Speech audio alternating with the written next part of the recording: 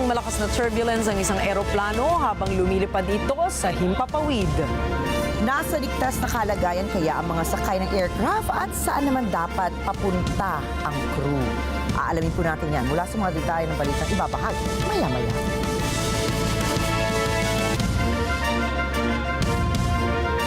Magandang gabi, ako po si Rikki Mathay. Na Rikki, Alagao, Flores, ito ang mata ng Agila International. Para naman sa mga headlines ngayong Huwebes ng gabi. Pangulong Ferdinand Marcos Jr. nanawagan sa ibang ASEAN member states na i-fast-track ang ASEAN-China Code of Conduct. Bilang ng mga Pilipinong nagsasabing sila ay mahirap, pumalo na sa 16.3 million ayon sa isang survey. President Lai Ching-te pinaglaban ang kasarinlan ng Taiwan sa National Day. Higit sa 3 milyong kabahayan sa Florida walang kuryente dahil kay Hurricane Milton. At Taylor Swift at iba pang mga artist tumulong para sa mga biktima ng Hurricane Milton.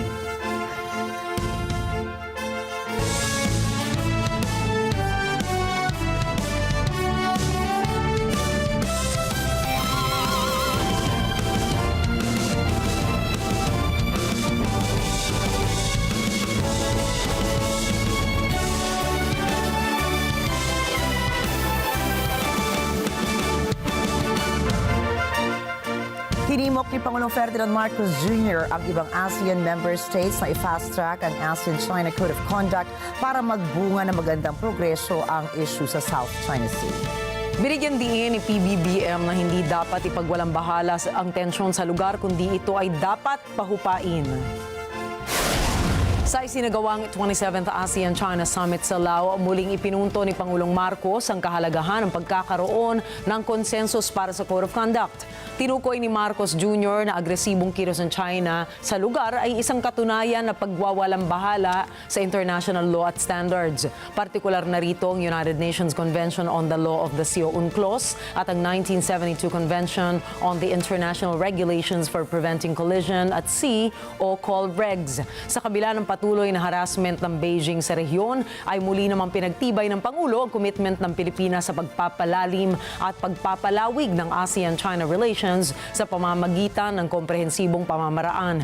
Tumanggi namang ibahagi ni Pangulong Marcos Jr. ang natalakay sa closed session. Anya, bahala na raw ang chairperson ng session kung ito man ay isa sa publiko. Hinimok ni Pangulong Ferdinand Marcos Jr. ang kanya mga kapwa-lider sa Timog Silangang Asya na mamuhunan sa matibay na mga proteksyon sa cybersecurity. Sa ika-44 na ASEAN Summit, binigyan diin ni Pangulong Marcos na ang digital economy ay isa sa mga mahahalagang haligi para sa pakikipag-ugnayan ng ASEAN. Ipinaliwanag niya na ang Digital Economy Framework Agreement ng ASEAN ay inaasahang magpapalago sa digital economy ng rehiyon hanggang sa $2 trilyong pagsapit ng taong 2030. Dahil dito, sinabi niyang napakahalaga para sa mga bansa sa Timog Silangang Asyang mamuhunan sa matibay na proteksyon sa cybersecurity. Hinimok din ni Pangulong Marcos ang ASEAN na buuin ang kabuuang digital infrastructure upang matiyak ang landas ng bloc patungo sa pagiging ika-4 na pinakamalaking ekonomiya sa buong mundo. Ayon kay Senate President Francis Escudero, marami ang dapat linawin sa kasalukuyang espionage law, kabilang na rito ang mga probisyon na dapat i-apply sa panahong walang digmaan. Iniling na kasi ng sandatahang lakas ng Pilipinas sa Senado na amyendahan ang espionage law. Tinukoy din ni Escudero na malinaw dapat ang nakasaad sa mga dokumento at impormasyon ng gobyerno, lalo na kung ano ang dapat maikokonsiderang top secret at hindi pwedeng ilabas sa publiko. Samantala, naghain na ng panukala si Senador Jinggoy Estrada para amyendahan ang ilang probisyon ng espionage law. Ito ay sa ilalim ng Commonwealth Act 616. Ayon kay Estrada, sa kasalukuyang batas, 2,000 hanggang 30,000 lamang ang multa at 30 taong pagkakakulong ang parusa sa mapapatunayang sangkot sa paniniktik. Subalit, ang isinusulong ng mambabatas ay itaas ang multa sa 1 milyong piso. Nais din ni Estrada na isama ang paggamit ng advanced technology at cybersecurity sa nasabing espionage. Humigit Higit kumulang nasa 16.3 na milyong mga Pilipino ang nagsasabing sila ay naghihirap. Ayon po yan sa resulta ng survey ng Social Weather Stations o SWS. Ayon sa nakalap na datos ng SWS, pumalo sa 59% ang naitalang bahagdan ng self-rated poverty rate nitong Setyembre. Mas mataas ito kumpara sa naitalang 58% noong Hunyo. Samantala, napag-alamang ang pinakamataas na porsyento na nagsasabing sila ay mahirap ay sa Mindanao na 67%. Sinundan naman ito ng 62% sa Visayas, 55% sa Balanced Zone at 52% sa Metro Manila. Nagbabala ang Department of Foreign Affairs o DFA tungkol sa isang bagong modus ng human trafficking na tinatarget ang mga Filipina upang dalhin sa Cambodia para maging surrogate mother.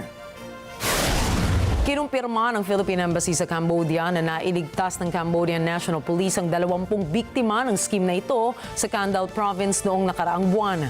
Batay sa paunang investigasyon, ang mga kababaihan ay na-recruit online ng isang tao na hindi pa natutukoy ang pagkakakilanlan at nasyonalidad. Ang recruiter na ito ang nag-ayos ng kanilang pagbiyahe sa iba't ibang bansa sa Timog Silangang Asya, ngunit sa huli, sila ay dinala sa Cambodia kung saan ipinagbabawal ang surrogacy.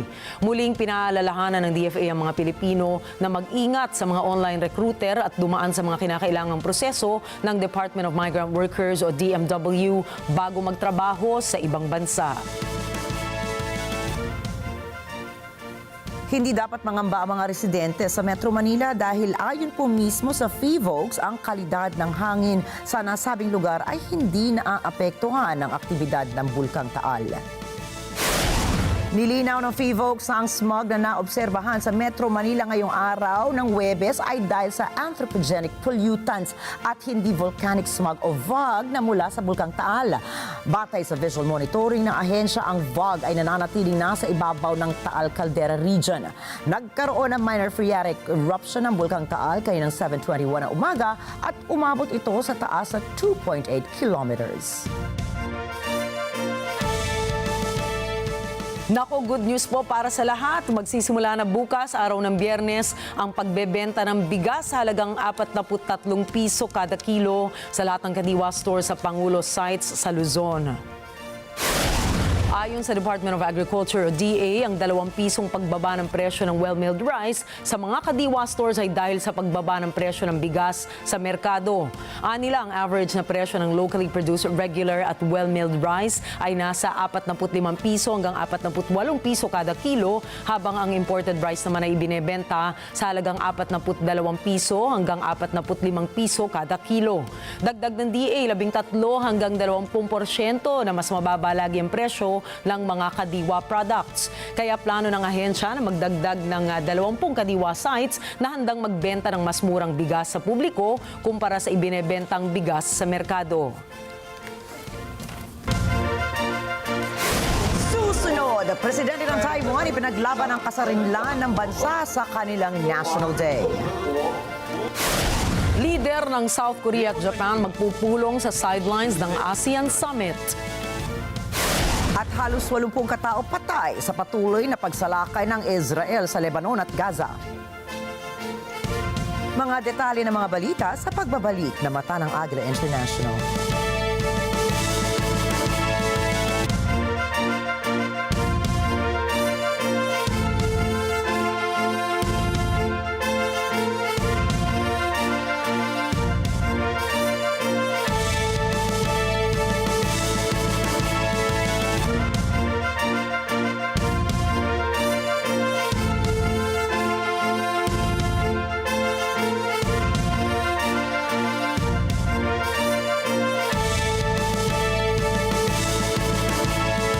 This portion is brought to you by 318 Automart.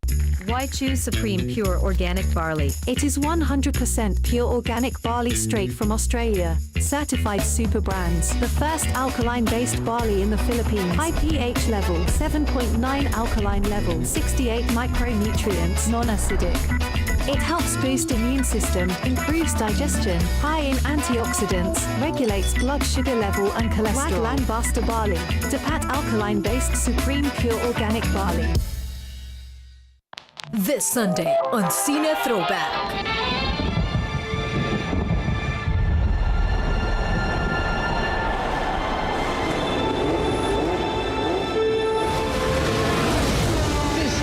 incredible battle between these two great drivers.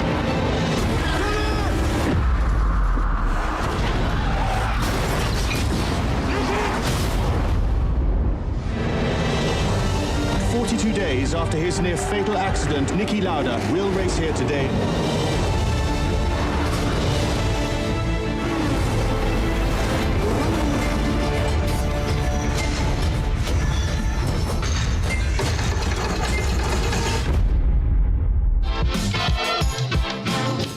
This Sunday, 12 noon, here on Net 25.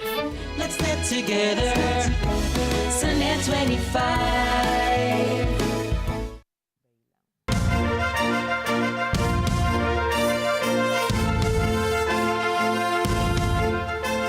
Sa kanyang talumpati ay sinabi ni Lai Ching-te na walang karapatan ng China na tumayo bilang representante ng Taiwan sa harap ng international community.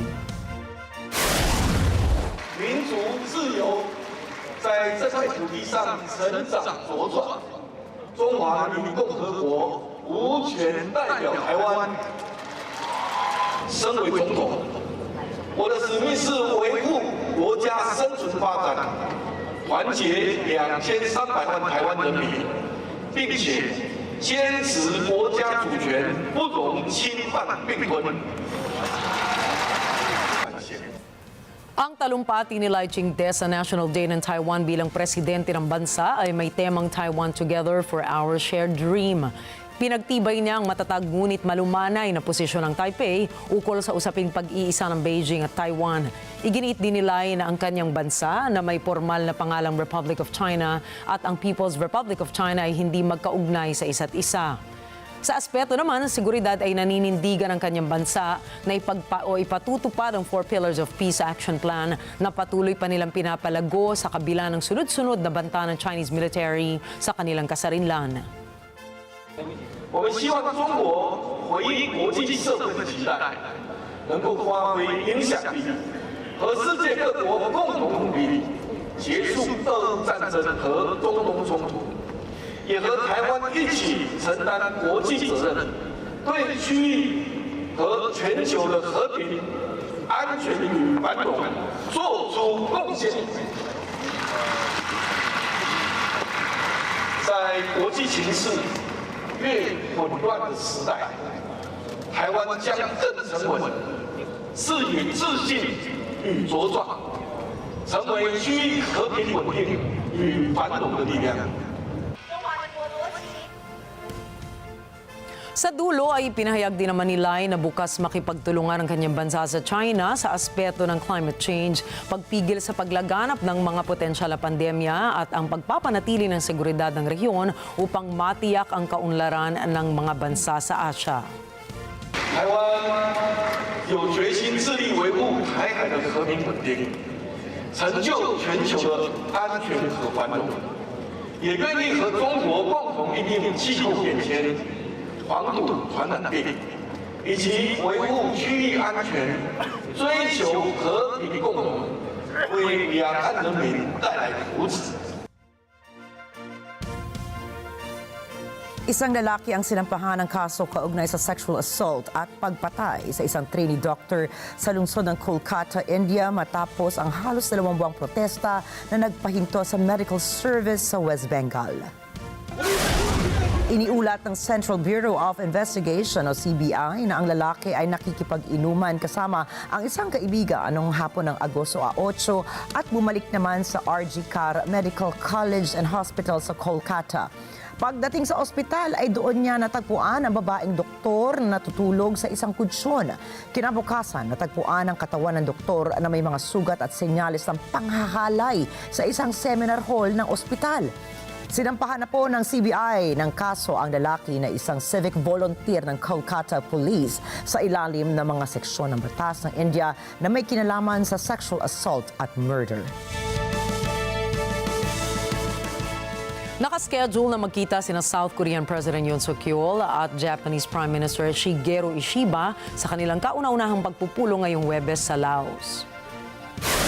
Ang pagpupulong ay magaganap sa sidelines ng ASEAN Summit sa kabisera ng Laos na Vientiane.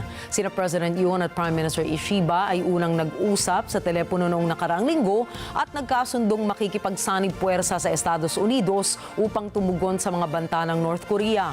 Sa kasalukuyan, wala pang detalyeng inilalabas mula sa parehong bansa hinggil sa nalalapit na pagpupulong. Noong Miyerkules, sumaan si Hurricane Milton sa kanlurang Cuba.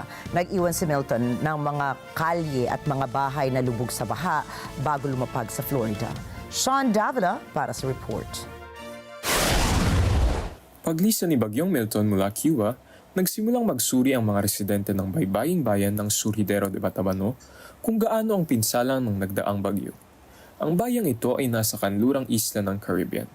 Sa Havana, naitala ang malalakas na alon noong Miyerkules ng umaga. Para sa mga residente ng Surhidero de Batabano, tulad ni Yuneski Machado, wala silang ibang magagawa kundi ang matutong mabuhay sa kabila ng mga kalamidad. Aquí lo que es que sobrevivir y resistir a lo que venga. No hay de otra. Porque desgraciadamente lo que nos dicen es que no hay materiales, no hay de nada, no hay para reparar nada. Que la economía está en el piso.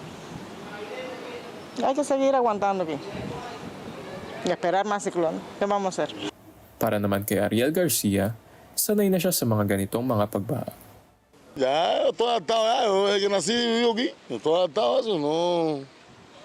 Esto es una situación que es cuando el tiempo está malo. Mientras no tenemos este problema, pero ahora lo tenemos. Tumaas na Category 5 si Milton mula tropical storm bago pa man ang 24 oras. Ayon sa mga eksperto, ito ay dahil sa mainit na tubig ng Gulf of Mexico. Ayon sa National Hurricane Center's advisory, ibinaba ito sa Category 4 subalit may hangin na may lakas na 241 km/h. Inaasahang mananatiling mapanganib ang bagyo sa paglapag nito sa Florida at sinasabing mag-iiwan ng malasakunang pinsala at kawalan ng kuryente sa loob ng maraming araw. Sean Davila para sa mata ng Agila International, trusted, connected, on point. Patuloy pa rin ang malawakang opensiba ng Israel laban sa Lebanon at Gaza. Sa katimugang bahagi ng Lebanon, 5 paramedic ang napatay sa isang airstrike ng Israel. At ayon sa mga healthcare practitioners, sadyang tinarget ng Israel ang mga medical facilities sa lugar. Mariinamang itinanggi ng Israel ang akusasyon na ito, ngunit higit sa 100 paramedic na ang napatay ng IDF sa loob ng taon. Karamihan dito ay naitala lamang noong nakaraang 2 linggo. Mahigit 9 na tao pang nasawi sa ibang bahagi ng Lebanon, 5 sa bayan ng Wardanieh at 4 sa rehiyon ng Baalbek. Samantala, pinagpapatuloy rin ng militar ng Israel ang pagsalakay nito sa hilagang Gaza kung saan mahigit sa 60 Palestino na ang nasawi ngayong araw. Inanunsyo ng Israel ang kanilang matagumpay na pagpaslang sa 2 miyembro ng Hezbollah matapos ang isang airstrike sa Golan Heights. Sa kabila nito ay iniulat naman ng state media ng Syria na kumitil din ng 7 sibilyan at habang sugatan naman ang 11 isa pang pag-atake na isinagawa ng Israel sa Damascus. Ang Israel ay nagsasagawa ng daan-daang airstrikes laban sa kalapit nitong bansa mula pa noong sumiklab ang digmaang sibil sa Syria noong taong 2011. Ang mga pagsalakay at pag-asinta sa mga hukbo ng gobyerno ng Iran, pati na rin ang mga kaalyadong militanteng puwersa nito ang naging pangunahing prioridad ng Israel magmula noong magsagawa ang Iran ng isang large-scale airstrike sa kanilang bansa. Noong Miyerkules, sinabi ni Israeli Ambassador to the UN, Danny Danon, na kung nais ng Hezbollah na kumalma ang sitwasyon, kailangan itong tumigil sa pag-atake at umatras na sa laban. Ayon kay Israeli Ambassador to the UN, Danny Danon, 2 bagay ang kailangan gawin ng Hezbollah kung hangad nito ang deeskalasyon. Una, agarang ihinto ang pag-atake sa mga komunidad ng mga sibilyan. Pangalawa, umatras na at magtungo sa hilaga ng Litani River. Ito anya ay ayon sa UN Resolution 1701 na inadapt ng Security Council taong 2006. Hezbollah wants the situation to de-escalate. It's very simple. They have to do 2 things. First, they must immediately stop shelling our civilian communities. Second, Hezbollah must withdraw to the north of the Litani River in accordance with UN Resolution 1701, was adopted here in the Security Council in 2006. Until that happens, Israel will continue our operations to degrade Hezbollah's terror network. We found a lot of weapons in the bunkers next to our border, and we will do whatever it takes to secure our people and enable the 70,000 displaced Israelis to return home safely. Giit ni Danon hindi hangad ng Israel na manatili sa Lebanon. Anyang maaari lamang gumawa nito ay ang Lebanese military at UNIFIL. Subalit kailangan anya ng mga tao ng lakas at abilidad na tiyaking hindi makakabalik ang Hezbollah sa dating mga lugar. Tinutukoy ni Danon ng UN Peacekeeping Mission ang pansamantalang puwersa ng ahensya sa Lebanon. Samantala, nagbabala rin si Danon na gaganti ang Israel dahil sa pag-atake ng Iran.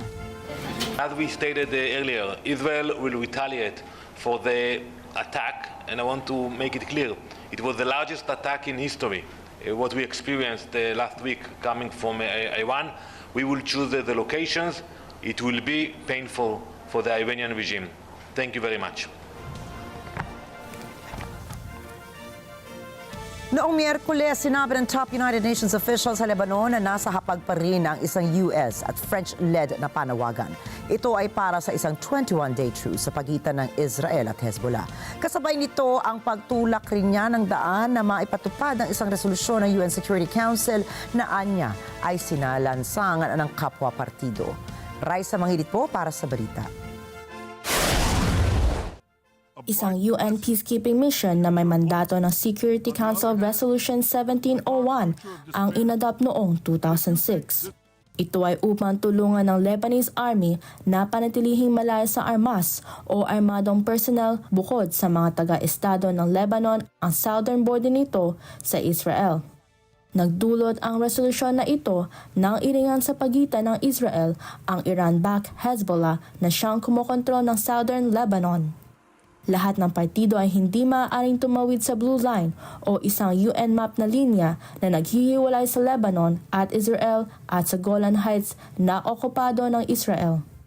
Ayon sa UN Special Coordinator for Lebanon, Jenin Hennes Basher, kailangan ng malinaw ng gabay kung paano ipapatupad ng bawat partido ang Resolution 1701. We need a realistic roadmap for the implementation by both sides of United Nations Security Council Resolution 1701, and this must include clear implementation and enforcement mechanisms. At the end of the day, it is the lack or non-implementation even of Resolution 1701 over the past 18 years that led to today's harsh reality.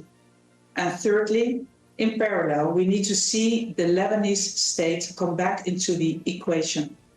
The government has been vocal in its support for a ceasefire, and the Lebanese government has indeed voiced its commitment to the full implementation of Resolution 1701, and rightly so.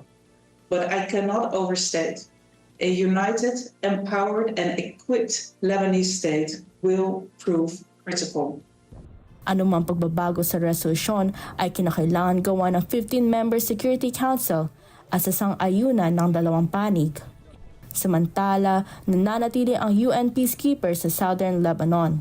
Ito ay sa kabila ng pagpapaalis sa kanila ng Israel nang tumawid ang mga ito ng border upang targetin ang mga militanteng Hezbollah. Sinabi naman ng Hezbollah na napigilan nila ang paglusob ng Israeli forces. Noong nakaraang buwan, nagmungkahi ang France at US ng 21-day ceasefire. Sa kabila nito, patuloy ang pambobomba ng Israel sa Beirut na ikinamatay ng matagal ng hepe ng Hezbollah na si Hassan Nasrallah. The joint call for a 21-day ceasefire as launched by the US or led by the US and France, I think is still on the table and very relevant. So we should not dismiss it. I don't think that new initiatives will add to it. I mean, the many appeals and calls for ceasefire are crystal clear. We need a window for diplomatic efforts to succeed. Raisa Manghilit para sa mata ng Agila International, trusted, connected, on point. Noong Miyerkules, makitid na ikinatalo ng Saudi Arabia na makakuha ng pwesto sa United Nations Human Rights Council. Ito ay dagok sa pagnanais ng Riyadh na isulong ang reputasyong pangkarapatan ng bansa sa mundo. Ito ay dapat na taon matapos tanggihan ng konseho na may 47 miyembro ang pagnanais na pagsali ng Saudi noong taong 2020. Si JC Yumul para sa report. Kasalukuyang gumugugol ang Saudi Arabia ng bilyon-bilyon upang baguhin ang imahe nito sa mundo. Mula sa isang bansang kilala sa labis na kahigpitan at mga sinasabing pang-aabuso sa karapatang pantao, nais ng Saudi na makilala ito bilang isang tourism at entertainment hub. Ito ay sa ilalim ng planong inilunsad ni Crown Prince Mohammed bin Salam na kilala bilang Vision 2030. Ang mga miyembro ng Geneva-based Human Rights Council ay binoboto ng 193 members UN General Assembly sa New York at sa isang secret ballot base sa geographical groups na tinitiyak sa patas na representasyon. Ang grupo ng Asia Pacific kung saan nabibilang ang Saudi Arabia ang naglaban-laban ng mahigpit noong Miyerkules. 6 na kandidato ang naglaban para sa 5 pwesto. Pumasok ang Marshall Islands na panlima na may 124 votes. Natalo nito ang 7 boto ng Saudi Arabia na nakakuha ng 117 votes. Ang bagong mga miyembro ng konseho ay magsisimula ng kanilang termino sa Enero 1 ng taong 2025. The following 18 states have thus been elected members of the Human Rights Council for a 3-year term of office beginning on 1st January 2025. Benin, the national state of Bolivia, Colombia, Cyprus, Czechia, Democratic Republic of Congo, Ethiopia, Gambia, Iceland, Kenya, Marshall Islands, Mexico, North Macedonia, Qatar, Republic of Korea, Spain, Switzerland, Thailand.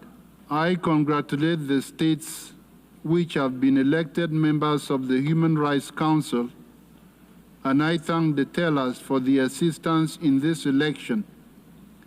The General Assembly has thus concluded its consideration of sub-item C of Agenda Item 115.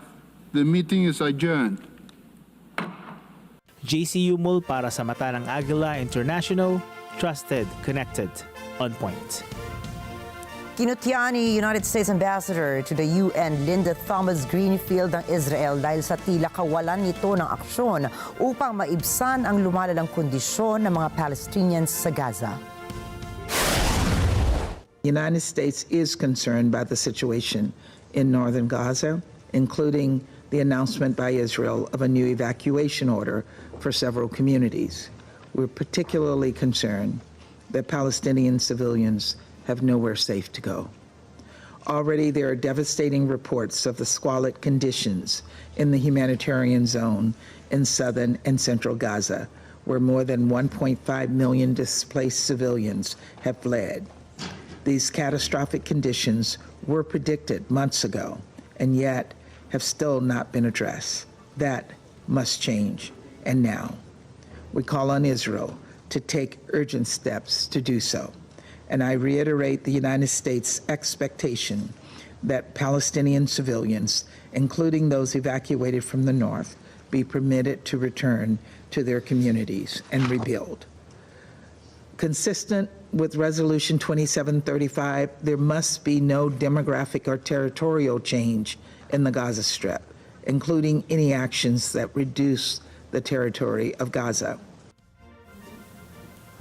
Sa pagpupulong ng United Nations Security Council sa nakarang araw ay hinikayat ito ang Israel na baguhin ang kanilang pamamaraan ng pakikitungo sa Gaza upang hindi na madagdagan pa ang paghihirap na dinaranas ng mga Palestino. Pinuntarya rin ito ang gawain ng Israeli Defense Force o IDF na limitahin ang supply ng tulong na pumapasok sa naturang rehiyon.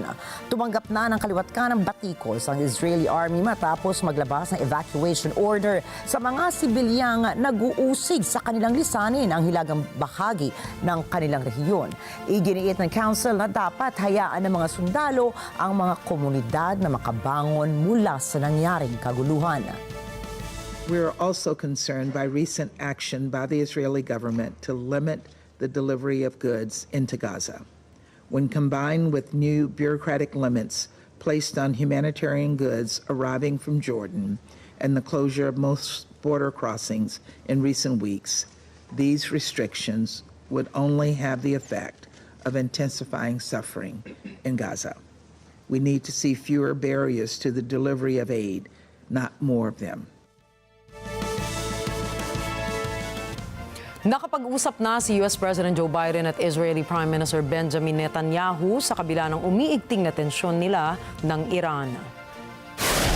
Ito ang unang pag-uusap ng dalawang magkaalyado mula noong Agosto nung isinulong ni Biden ang importansya ng pagkakaroon ng ceasefire sa pagitan ng Israel at Hamas. Napapanahon naman ito sa pagsibol ng hidwaan ng Israel at Hezbollah, pati na rin ang isinasagawang large-scale airstrike ng Iran sa kanilang teritoryo. Ayon naman kay White House Press Secretary Karen Jean-Pierre, naging direkta ang Estados Unidos sa layo nitong magresulta sa pagsang-ayon ng Israel sa tuluyang tigil putukan sa kanilang mga kalapit bansa. Let me just give you a couple of top lines on the call. It lasted about 30 minutes. It was 30 minutes long. It was direct. It was productive. Obviously, the call that the president had with the Prime Minister of Israel. As you all know, the U.S. and the Israeli government have had discussion since last week. Certainly since after the Iran attack. And so those discussions continued with the president and the Prime Minister. Sa kabila nito ay nagbanta naman si Israeli Defense Minister Yoav Gallant na magiging lethal, precise and surprising ang pinaplanong paghihiganti ng Israel sa Iran. וכמו שעשינו עד עכשיו במלחמה בכל הגזרות האחרות, מי שתוקף אותנו ייפגע וישלם מחיר. התקיפה שלנו תהיה קטלנית, מדויקת ובעיקר מפתיעה. הם לא יבינו מה קרה ואיך קרה, הם יראו את התוצאות. Kasalukuyang nasa piit ng kaguluhan ng Middle East habang inaantay ng mga katabing bansa ng Israel ang magiging tugon ng Tel Aviv sa isinagawang pag-atake ng Iran dito na ginawa naman ng Iran bilang pagtatanggol sa pagsalakay ng Israel sa Lebanon. Nangako din si Netanyahu na pagbabayarin niya ang Tehran sa kanilang pag-atake na nagsisilbing senyales naman sa pagpapalaganap ng mas malaking digmaan sa rehiyon. עכשיו אתם ראיתם את ההתקפות שהאיראנים תקפו אותנו לפני זמן קצר. ההתקפות האלה היו אגרסיביות, אבל ההתקפות האלה נכשלו כי הן לא היו התקפות מדויקות. Noong Miyerkules, sinabi naman ng White House na nababahala na ang administrasyon ni US President Joe Biden sakaling totoo man ang ulat na nag-usap na may 7 beses na dating Pangulong Donald Trump at Russian President Vladimir Putin. Sinasabing ang mga pag-uusap na ito ay wala nang maaalis sa pwesto si Trump noong 2020. Narito po ang report ni Myla Simbulan. Sa kanyang aklat na War, binanggit ni US journalist Bob Woodward ang isang hindi pinangalanang Trump aide na nagsabing maaaring nakapag-usap ng halos 7 beses sina Donald Trump at Vladimir Putin nang lisaning ng dating presidente ang White House noong 2021. Ang impormasyon ay batay sa paglalagom ng Washington Post sa aklat ni Woodward. Ngunit sinabi ni White House spokesperson Karine Jean-Pierre na hindi niya makukumpirma ang mga pag-uusap. Quickly on another topic, on the reporting in that book that the former President Trump spoke with Vladimir Putin at least 7 times since leaving office. Is that appropriate? So look, we're not aware of those calls. I certainly can't confirm any of those calls from here.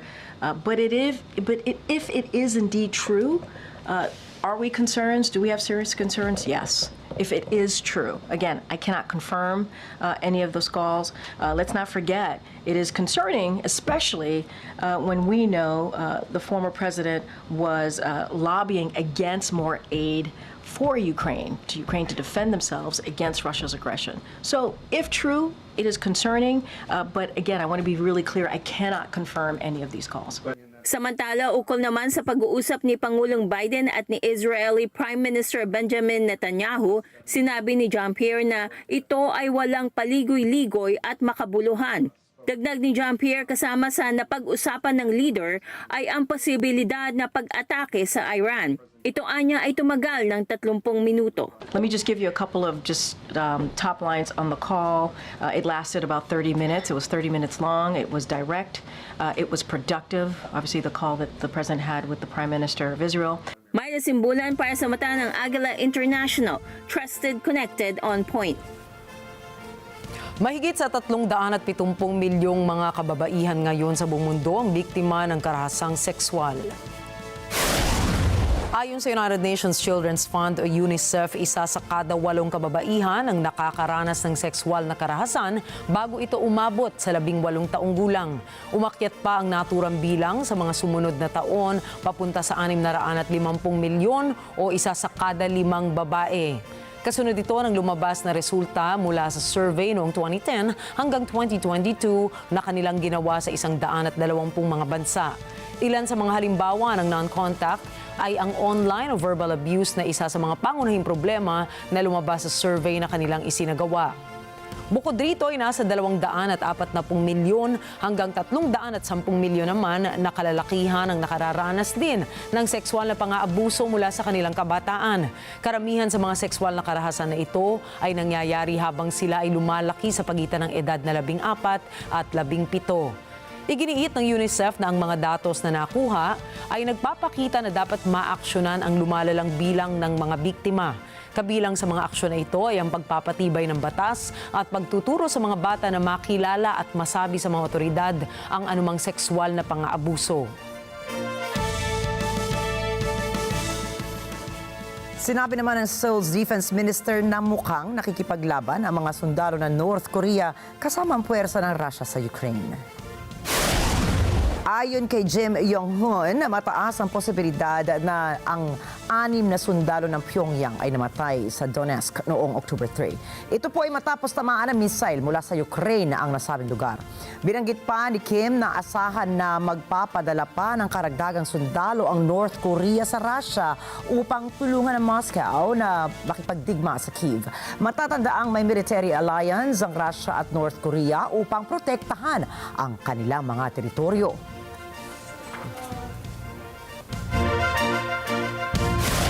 Susunod, online influencers nag-away dahil sa $70,000 na pabuya para habulin ang Hurricane Milton. Spotify sinimulan na ang free streaming option sa South Korea. At Taylor Swift at ilang iba pang mga artist tumulong para sa hurricane relief sa Estados Unidos. Yan at iba pang mga balita sa pagbabalik pa rin ng Mata ng Agila International.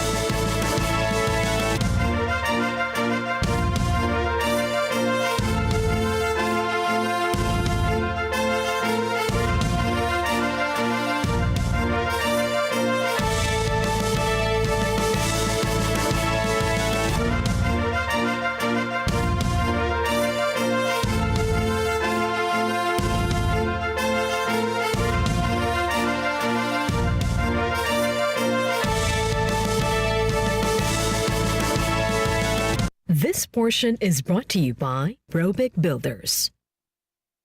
Alam namin ang iyong pagsisikap. Dama namin ang iyong mga sakripisyo. Kita namin ang pagharap mo sa bawat pagsubok. Kaya sa kabila ng mga hamon ng buhay, nandito kami para umalalay. Kasi katulad mo, gusto rin namin ang magandang bukas para sa kanya. Hatid namin ang dekalidad na edukasyon at makabagong pasilidad sa abot kayang halaga. Kaya huwag ka na mangamba. Sasamahan ka namin tuparin ang mga pangarap niya.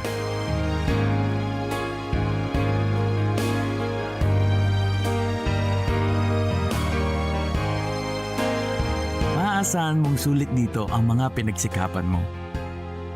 Sa aming mga makabagong pasilidad at sistema ng edukasyon. Ilalabas natin ang aking talino at mga kakayahan niya. Kahit sa munting halaga, makakasiguro ka na makakasabay siya sa mabilis na pag-ikot ng mundo. Sa New Era, karamay mo kami sa bawat hamon. Kaagapay mo kami sa bawat hakbang. Kasama mo kami sa bawat ngiti at tagumpay.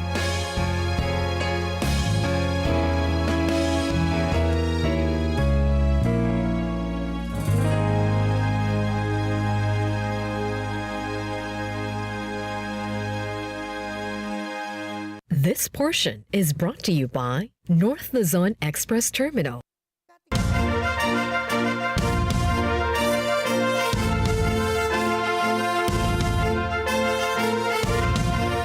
Nawala ng kuryente ang higit sa 3 milyong mga bahay sa Florida matapos ang paglandfall ng Hurricane Milton sa Tampa Bay area.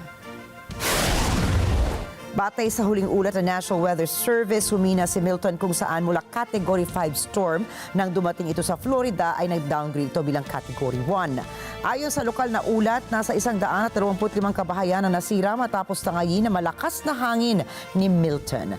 Patuloy namang inaalam ng lokal na pamahalaan ng Florida ang kabuuang bilang ng danyos at nasawi sa pagsaranta ng bagyo. Baha pa rin ang ilang lugar sa Florida kung saan ay patuloy naman ang rescue and relief efforts ng kanilang lokal na pamahalaan. Inaasahang babaybayin ni Milton ang daang patungong Atlantic Ocean kung saan tatamaan naman ito ang Orlando area.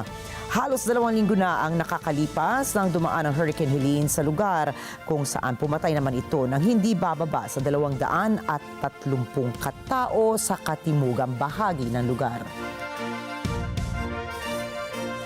Napiko naman ang kick streamer na si Mike Smalls Jr. sa sikat na influencer na si Adrian Ross matapos sabihan na hindi niya matatanggap ang premyo para sa paghahabol sa Hurricane Milton. Sinundan ni Mike Smalls Jr. ang Hurricane Milton sa Florida matapos umanong mangako ni Adrian Ross ng $70,000 sa mga content creators na kayang mag-livestream sa kalagitnaan ng bagyo. Dahil rito, nagtayo siya ng tent at naglatag ng isang air mattress si Smalls sa Tampa Bay, Florida matapos abisuhan ng mga otoridad ang mga residente doon na lumikas. Ngunit matapos sabihin ni Adrian Ross na wala talagang premyo na naghihintay para sa kanya, nagalit si Mike Smalls Jr. at nagsimulang batikusin si Ross.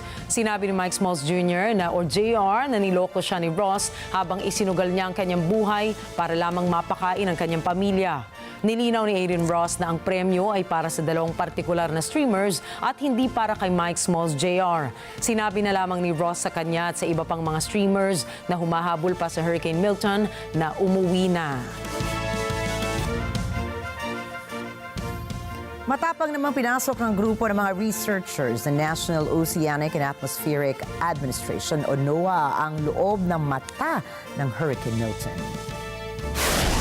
Habang sakay ng isang special aircraft na kilala sa tawag na Miss Piggy ay nakaranas ng malakas na turbulence ang crew ng NOAA habang dumaraan ito sa storm wall ni Milton. Makalipas ang turbulence ay dito na ipinakita ng grupo ang radar na nakarating na sila sa loob ng Hurricane Milton. Kanila ring ipinakita ang mapayapang himpapawid sa mata ng bagyo. Ayon sa NOAA, nasa Category 4 pa ang Milton nang isinagawa ng grupo ang kanilang misyon. Isa sanang fur effect escape ang gagawin ng isang aso mula sa kanyang bahay nang hindi na ito makalabas dahil sa stuck siya sa gate sa kanyang kabataan o katabaan. Nako. Nakita na lamang ni Steven Morando ang chunky dog na hindi na makaalis mula sa kanyang pwesto matapos subukang lumusot sa awang ng gate. Dito na lumapit si Morando para kawalan ang chubby na Staffordshire Bull Terrier. Makikita sa video na kasama ng itim na chunky dog ang isang puting American Bulldog para magbigay ng emotional support sa kanya. Unti-unti namang tinulak, pababalik ni Morando ang aso at tiniyak na hindi na ito muling lulusot pa. Naging viral ang video na ito kung saan umani ito ng 327,000 views sa TikTok.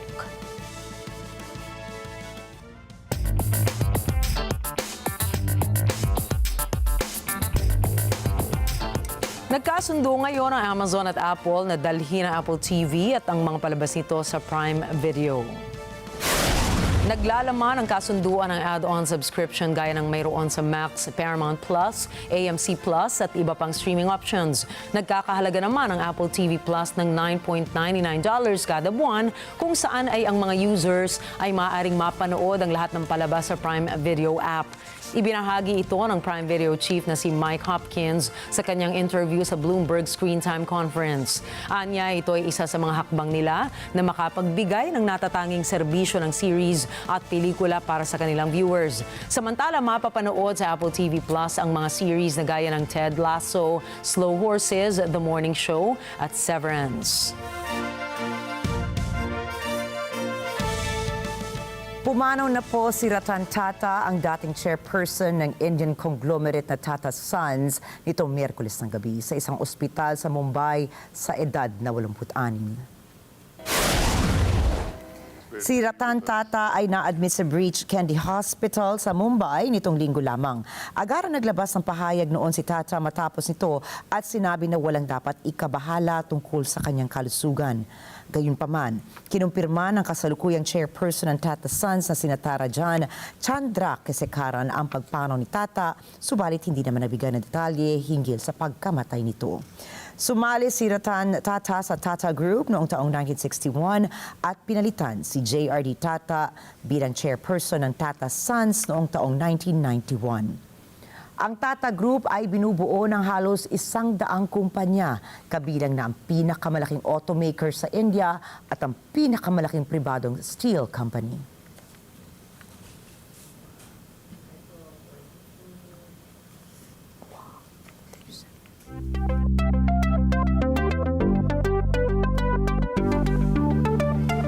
Sinimulan na ng music streaming platform na Spotify ang kanilang freemium business model offer sa South Korea. Ayon sa Spotify, layo ng free music at podcast service option na palakasin ang koneksyon ng platform sa global audience sa pamamagitan ng Korean music, kabilang na dito ang K-pop. Pwedeng mag-sign up ang mga Spotify users sa South Korea ng libreng account para maka-avail ng freemium offers ng platform. Taong 2021 nang inilunsad ang Spotify sa South Korea, kung saan ang average monthly streams ng mga artist doon ay nasa higit 5.8 billion streams.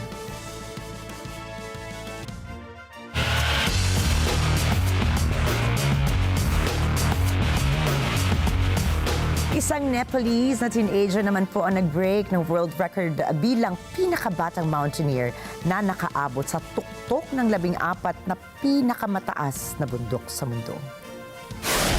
Narating ni Nima Rinji Sherpa, 18 taong gulang, ang tuktok ng Mount Shishapangma sa Tibet bandang alas 6 ng umaga noong Miyerkules. At dahil dito, naging bahagi siya ng kakaunting tao na nakaakyat sa lahat ng tinaguriang 8,000ers o ang 14 na bundok na kinikilala ng International Mountaineering and Climbing Federation bilang may taas na higit sa 8,000 metro mula sa karagatan.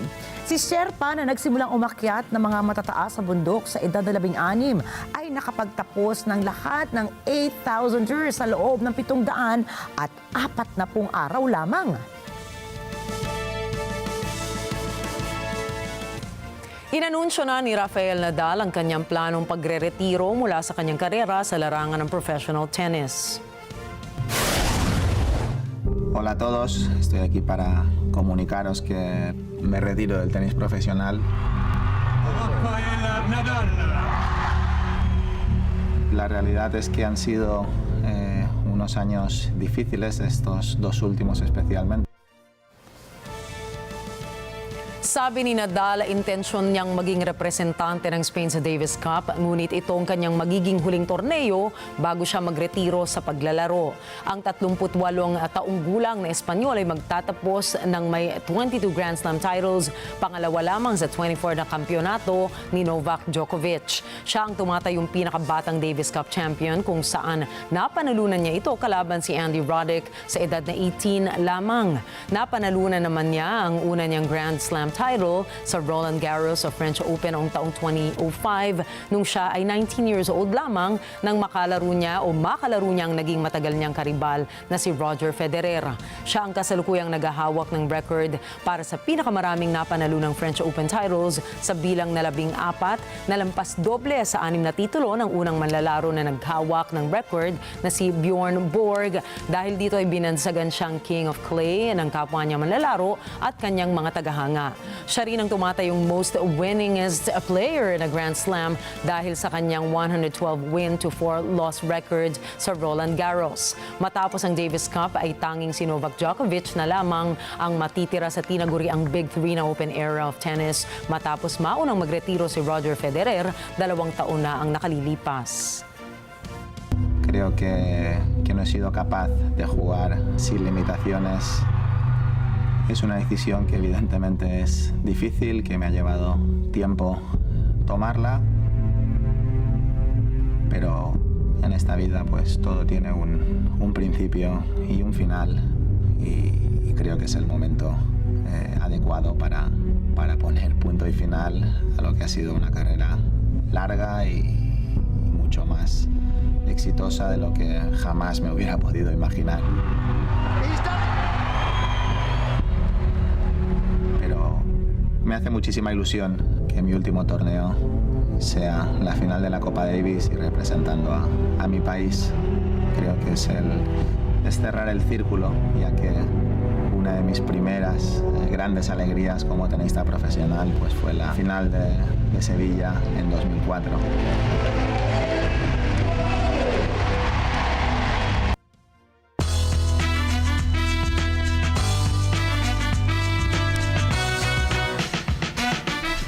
Nagpaabot ngayon ng tulong ang ilan sa mga artists na gaya ni Taylor Swift para sa mga taong naapektuhan ng Hurricane Helene at Milton. Nagbigay si Swift ng donasyon sa hunger relief efforts na nagkakahalaga ng $5 milyong. Kasunod nito ay nagpasalamat ang CEO ng Feeding America sa singer bilang bahagi ng kanilang hakbang na labanan ang gutom sa mga komunidad.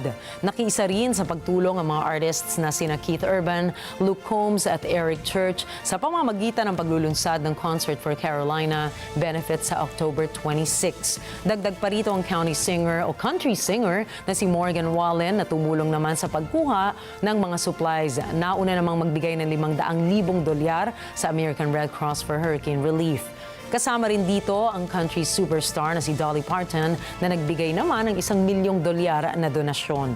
Samantala, matapos tumama ng bagyong Helene na nag-iwan ng matinding pinsala, ay kasalukuyan naman silang nakabantay sa pinsalang ihahatid ng bagyong Milton.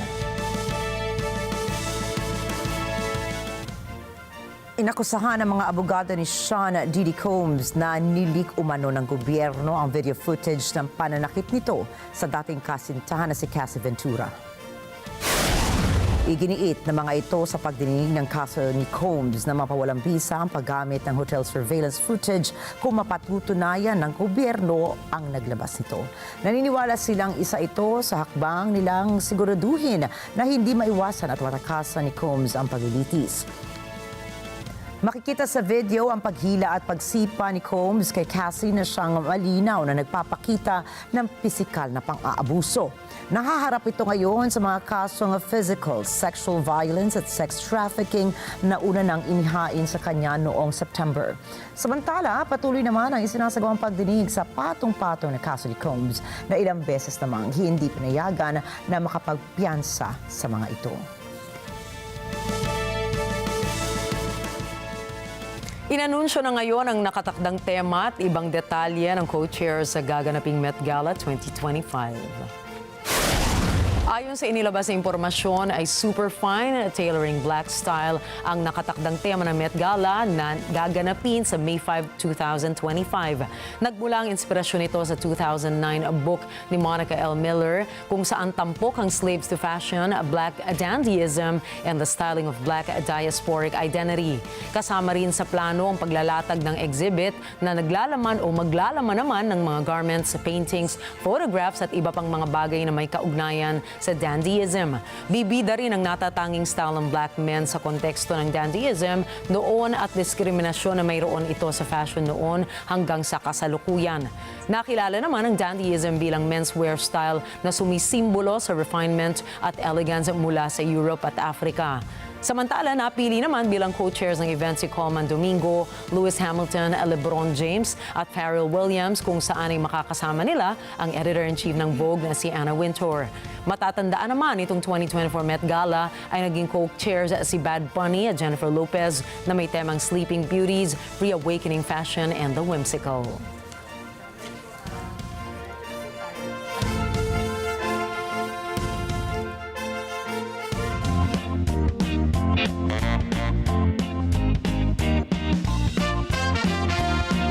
Nanalo ngayon ang mga scientists na sina David Baker, James Hassabis at John Jumper ng 2024 Nobel Prize in Chemistry.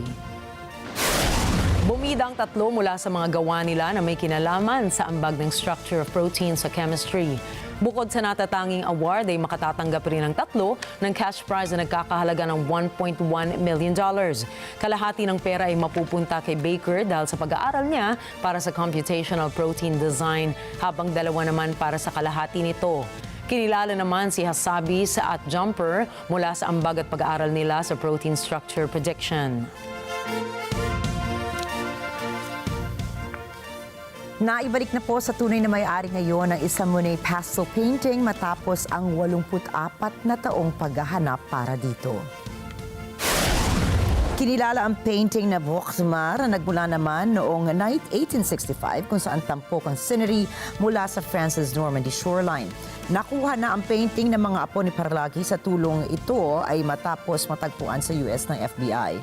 Nagsimula maging bahagi ng paghahanap ang FBI noong taong 2021 dahil sa isang impormasyon na ito ay naibenta taong 2019 sa isang private collector.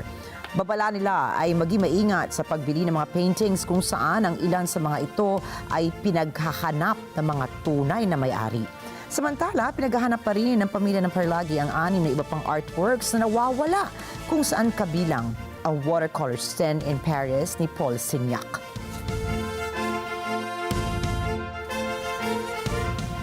Ayan, Nina.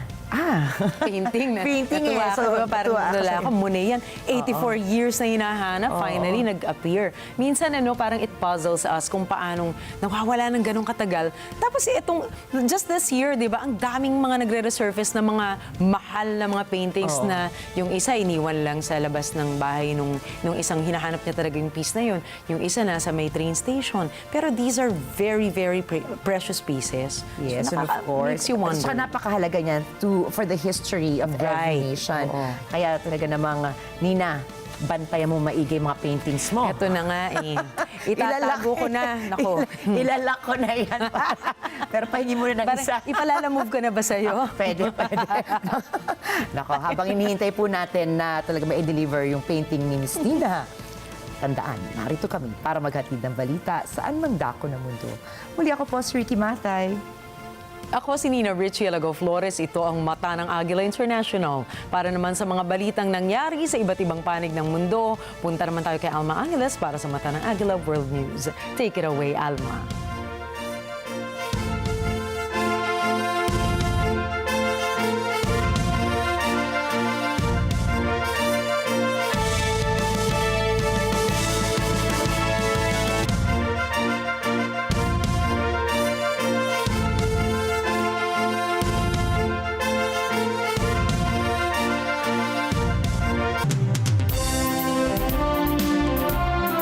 Thank you, Nina and Rikki. Good evening, everyone. I'm Alma Angeles for Net25 World News. On tonight's headlines.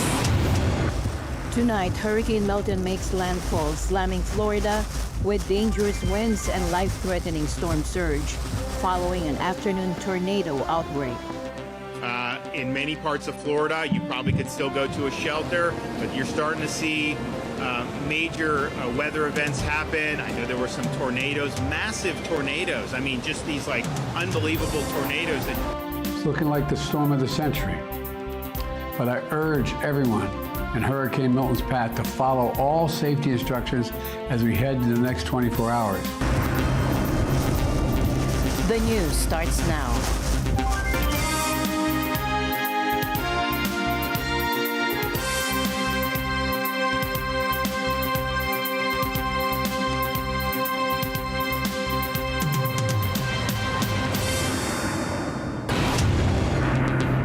What happens when two hurricanes hit the same state within weeks of each other? Florida is finding out right now as Hurricane Milton unleashes its fury across the Sunshine State. Just 2 weeks after Hurricane Helene's devastating impact, could Florida handle another major storm? And tonight we're getting our answer, and it's a frightening one. Hurricane Milton has made landfall and the numbers are staggering. Nearly 2 million people without power. A quarter of the state's gas stations running dry. And at least 19 tornadoes touching down. And tragically, some lives already lost. But what makes the storm particularly dangerous? Milton, a powerful hurricane with maximum sustained winds of around 120 miles per hour, currently situated about 60 miles to the west-southwest of Sarasota, moving off to the northeast at 17 miles per hour, so rapidly approaching the coastline of the west central Florida peninsula. You can see from the radar here a tremendous amount of rain spreading across the central and northern portions of Florida, heavy rainfall, flash flooding. We've had multiple tornado warnings across central and south Florida today, and that danger will continue into tonight. But here's the question. Could Tampa Bay, once thought to be in the bullseye, dodge a bullet? But it's not just hurricane-force winds and storm surge threatening Floridians. What happens when a hurricane spawns multiple tornadoes? In many parts of Florida, you probably could still go to a shelter, but you're starting to see major weather events happen. I know there were some tornadoes, massive tornadoes. I mean, just these like unbelievable tornadoes that you're seeing. So the hazards are increasing. Depending where you are, it may not be safe, certainly to get on the interstate at this point, but listen to your local officials. But if it is still safe and you can get out of the evacuation zones, you just go to local shelter in your county. You don't even need to get on the interstate or do anything. And we still have a lot of space in our shelters around the state. Fort Pierce found out the hard way. 125 homes destroyed, mostly mobile homes, a retirement community devastated, and 17 tornadoes in one county alone. Yeah, it was windy, probably for a good 15 minutes beforehand. And then it just got really bad. It kept getting called, tornado warning, tornado warning. And then like this happened like instantaneously. Like these windows blew out. I was about probably right here when it happened. My cat over there on the desk, I grabbed the two dogs and like run under my bed. But that was it. Probably 1 minute total. Probably less. How much rain can a city handle? St. Petersburg has already seen over 16 inches, and it's not over yet. A flash flood emergency is in effect for the entire Tampa Bay area. There's still going to be damage. I know they keep saying like Milton is weakened to a Category 4, and Milton is probably going to keep weakening throughout the day as it heads towards the coast. And yes, that is good news, but the issue is that Milton still has that high Category 5 storm surge. So even if it weakens, yes, we'll see less impacts from the wind, which will probably lessen the impacts inland. We're still going to see that huge storm surge on the coast. Storm surge is one of the biggest risks that we have with hurricanes. And that's when the water piles onto the land and it's swept on with the very strong winds, and also the low pressure lifts the ocean up as well. And it can sweep quite a long way onto the land, particularly when we've got high tide. That can be very dangerous. People think about hurricanes and they think about the very strong winds, and that is, of course, dangerous, as are tornadoes. But the storm surge itself can sweep inland and flood people to a very great depth. People don't realize the risk they're in. It can pick up debris that has been lying around because of those strong winds. And sadly, lots of people die because of storm surge because they don't understand the risk they're in. It's really difficult to measure rainfall on the ground in these really big, strong storms, and often our observations, our equipment on the ground is completely overwhelmed. But what we have seen is some very high rainfall totals already, and that's on top of already wet ground, very, very wet already. So there's nowhere for that rain to go apart from to flood people. With Florida still reeling from Hurricane Helene, how will this double blow affect recovery efforts? And the administrator of FEMA will be on site tonight in Florida and the state's Emergency Operations Center. Both Administrator Criswell and I will be in constant contact with state and local officials in the hours ahead. But the question remains, can the state handle two major recovery operations simultaneously? I want the people to hear it from me directly. FEMA is ready. Our agency is postured to respond to this storm and help the state of Florida. And I have been providing regular updates to President Biden and Vice President Harris. And as Milton crosses Florida tonight, what's next? The storm is expected to emerge into the Atlantic, still as a hurricane, and millions of evacuees wait to return home. The full extent of damage remains unknown. At a White House briefing, President Joe Biden urged Florida residents to follow local safety guidelines, and he also warned against spreading disinformation about the storm and accused his predecessor of lying about the ongoing relief efforts following Hurricane Helene. Assertions have been made that property is being confiscated. That's simply not true. They're saying the money is needed for this crisis is being diverted to migrants. What a ridiculous thing to say. It's not true. Now the claims are getting even more bizarre. Congresswoman Marjorie Taylor Greene, a congresswoman from Georgia, is now saying the federal government is literally controlling the weather. We're controlling the weather. It's beyond ridiculous. It's got to stop.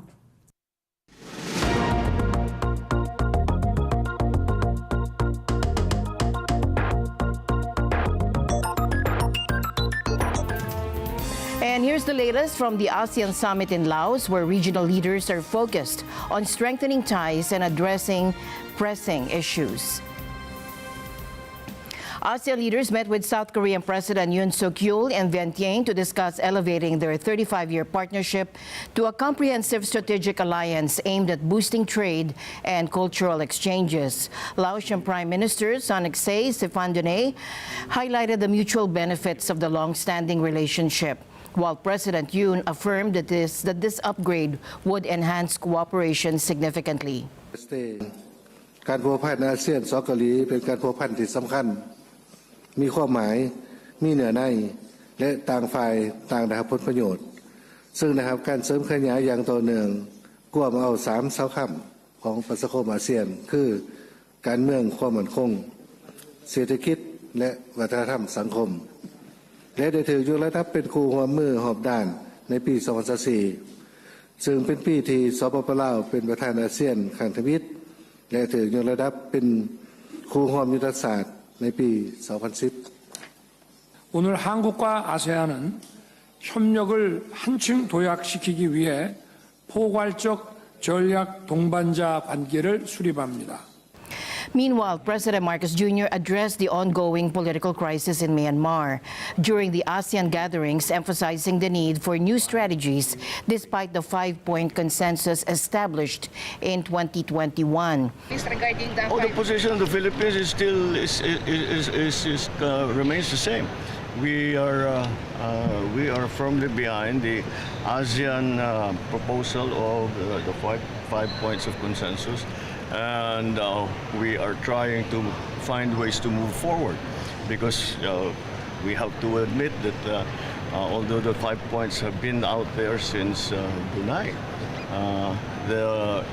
we have not been very successful in actually changing the situation. So we are trying to formulate new strategies to. The 5PC aims to an immediate cessation of violence, constructive dialogue, humanitarian assistance, and the appointment of a special envoy for mediation. In another development, Chinese Premier Li Chang announced that ASEAN and China have made substantial headway in upgrading the ASEAN-China Free Trade Area, or ACFTA, to 3.0. Prime Minister Sun Yat-sen revealed that the agreement is expected to be finalized by 2025, with a focus on enhancing economic ties and market integration. Premier Li underscored the importance of these markets, which together account for over 2 billion people. 今天啊，我很高兴地同东盟的各国领导人共同宣布，中国东盟自贸区3.0版升级谈判实质性结束。这一重要成果，为我们共同建设超大规模的市场提供了制度性的保障，是我们共同引领东亚经济一体化的重大举措。这也表明我们坚定支持多边主义和自由贸易的鲜明态度。 When we think of overseas military bases, one country dominates the landscape, and that is the United States, with its vast network of approximately 750 installations worldwide. This extensive presence serves a dual purpose, protecting American interests while enabling rapid global response capabilities. But now a new player is eyeing similar strategic advantage. Now, China, America's primary rival, is expanding its military footprint beyond its sole official overseas base in Djibouti. Unlike Djibouti, where multiple nations maintain facilities, China appears to be seeking exclusive access elsewhere, particularly in Cambodia's Rim Naval Base. Located in southern Cambodia on the Gulf of Thailand, the Rim Naval Base has undergone a dramatic transformation until 2017. It was developed with U.S. assistance. Then came the switch. Cambodia turned to China. By 2020, American-built structures were being demolished. And today, the base features appear large enough for an aircraft carrier, raising eyebrows given Cambodia's modest naval fleet. And despite these assurances, recent developments tell a different story. Two Chinese Type 056 corvettes have been stationed at the base since December. A U.S. Defense attaché was denied full access during a 2021 visit, and Chinese-funded upgrades replaced U.S.-built facilities. During the special summit, U.S.-ASEAN Special Summit, which I had the honor to participate with our Prime Minister, I sat right behind him. President Biden was there. All the head of state, head of government of ASEAN was there also. Our Prime Minister again volunteered. Mr. President, I just want to reassure you that Rim Naval Base is not for the Chinese. What else can we do? Now, he said publicly in Cambodia, he said publicly in the U.S.-ASEAN Special Summit here in Washington. So let's wait when this completed, the Rim military naval base is completed, and the U.S. Navy said, look, I'd like to call on a port, for humanitarian, for training. The base's location is also crucial. It provides direct access to the South China Sea, where tensions between China and the Philippines continue to escalate. In a potential conflict, control of the Rim base could allow China to first monitor maritime traffic through the vital Malacca Strait, second, project power into the South China Sea, and third, potentially blockade key shipping lanes. While Cambodia's constitution prohibits foreign military bases on its soil, the extended presence of Chinese vessels creates a de facto permanent presence, a potential loophole in the law.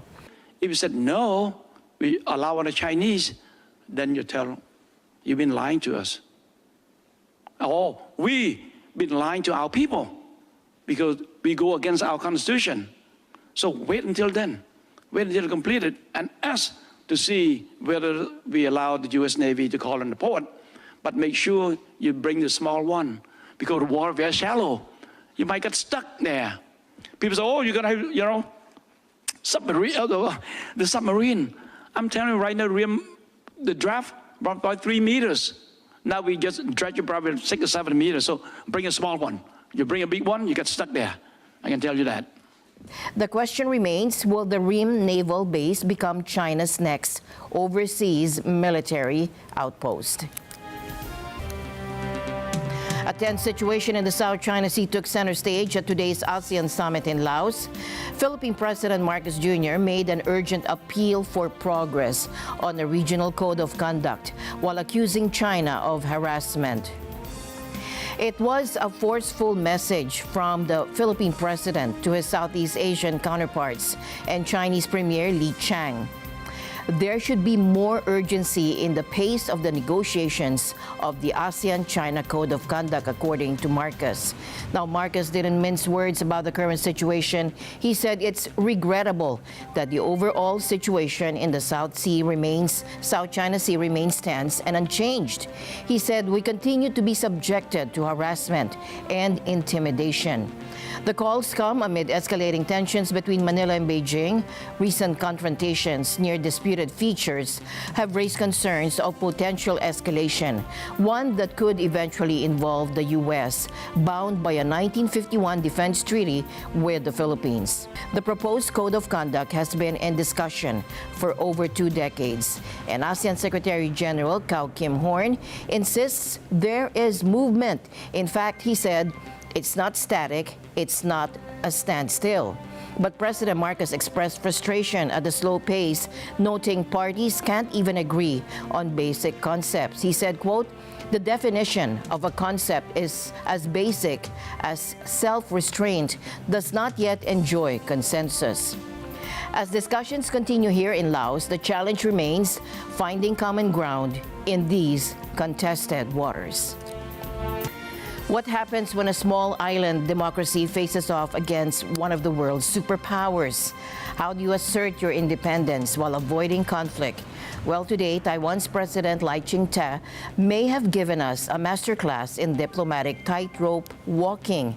But first, let's consider the stakes. What makes Taiwan so significant on the global stage?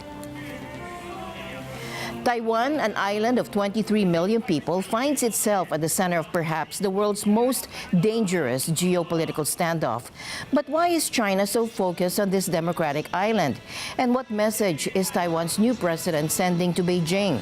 Standing outside the presidential office in Taipei, President Lai Ching-te made a declaration that is sure to ruffle feathers in Beijing. The Republic of China has already put down roots in Taiwan, Penghu, Kinmen, and Matsu, and it is not subordinate to the People's Republic of China. On this land, democracy and freedom are growing and thriving. The People's Republic of China has no right to represent Taiwan. The 23 million people of Taiwan, now more than ever, must reach out our branches to embrace the future. Now, strong words, but what came next might surprise you. Could this be a new approach to cross-strait relations? But here's the question on everyone's asking. Can you really have it both ways? 台湾有决心致力维护台海的和平稳定，成就全球的安全和繁荣，也愿意和中国共同应应气候变迁、防堵传染病。 以及维护区域安全，追求和平共荣，为两岸人民带来福祉。 As the dust settles on this speech, the burning questions remain. Will China respond with more military drills? And perhaps most importantly, what role will the U.S. play in this high-stakes game of geopolitical chess? And the news continues here on Net 25 World News. We'll be right back.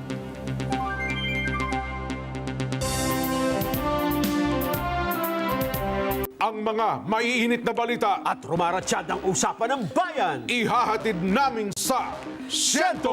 100% ang pagbabalita! 100% talakayan! Lunes hanggang Biyernes! Alas 5 hanggang alas 7 ng umaga! Live na live sa Radyo Agila 1062 Mega Manila! At sa Net 25!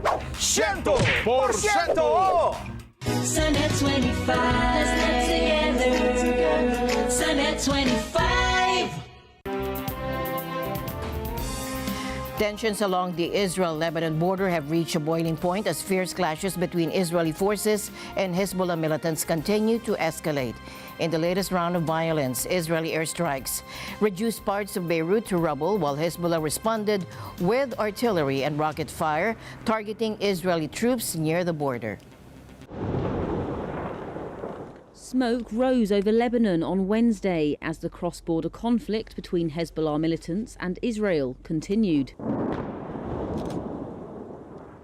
Sirens sounded as Israel's overnight airstrikes on Lebanon's Beirut reduced some buildings to rubble, while explosions rang out in a southern Lebanese town.